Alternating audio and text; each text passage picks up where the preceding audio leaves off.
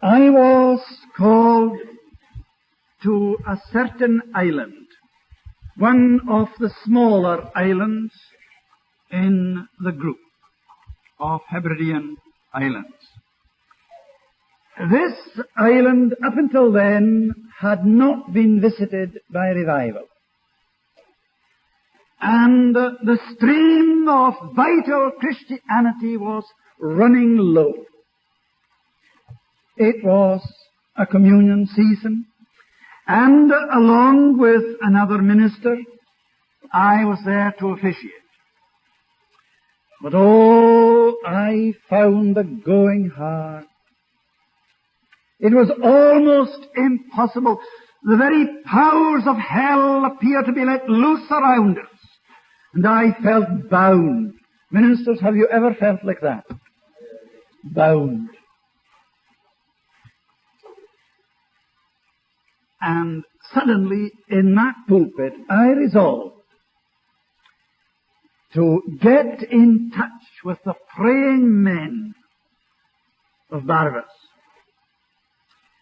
And I got in touch with this dear man and suggested that he and several others should come and pray with me. And if at all possible, bring little Donald Mcphail with them. Now, Donald Mcphail, I think I referred to him already, was a young boy of about 16 years of age, but a boy that had a mighty baptism of the Holy Ghost a fortnight after he was saved. Oh, what a difference it makes. What a difference it makes. We're caught up into high places with God. This young fellow was caught to such a high place. Well, they came and they brought this young lad with them. And I am now in the pulpit preaching. It was on the Friday evening meeting. And I find the going hard. Then I looked down and I saw this young boy with his head bowed.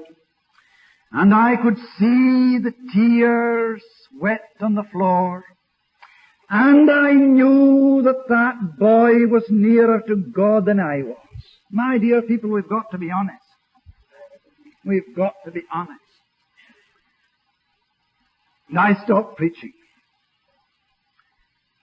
And I said, Donald, I find it extremely difficult to preach in this church. I want you to pray. And that boy rose to his feet with the congregation in Lewis. We stand to pray, we sit to sing. The whole congregation stood, and he stood with them. And he began his prayer by saying, Lord, I seem to be gazing in through the open door. They had been reading at family worship that morning, Revelation chapter 4, when John saw the vision of the open door.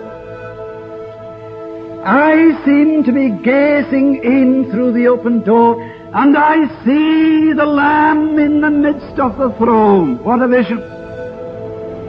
Oh, one is reminded of Ezekiel's vision, the heavens opened, and I had visions of God. And then the word of the Lord came expressly to me. And then his vision of the valley, Ezekiel. But this is young Donald Mcphail. I see the Lamb with the keys of death and of hell at his girdle. What a vision. Stopped praying, began to cry, to weep. And then, when he was able to control himself, he lifted his right hand to the heavens and cried, My God, there's power there, let it loose. My God, There's power there. Let it loose. And what a manifestation. Talk about the fire falling. I tell you, the fire fell that night. Now, I cannot explain the physical manifestations that took place in that meeting, except to say this, that God was in it. Oh, be careful, brother, that you don't dictate terms of revival to God. Let God work His own way. But on my right, in that congregation, the whole body of people lifted their two hands toward the heavens and fell back in a trance. Their hands were there for 2 hours. They would break before you could pull them down. On the other side, they slumped on the top of each other. And I and the other minister left them there. As he said to me, God will take care of them. God will take care of them. Of course He will. I know this, that there wasn't one single person who was exercised in that way that wasn't gloriously saved within the week. They shall seek me and shall find me when they shall search for me with all their heart. And what a transformation. But the remarkable thing about that meeting was what happened outside the church.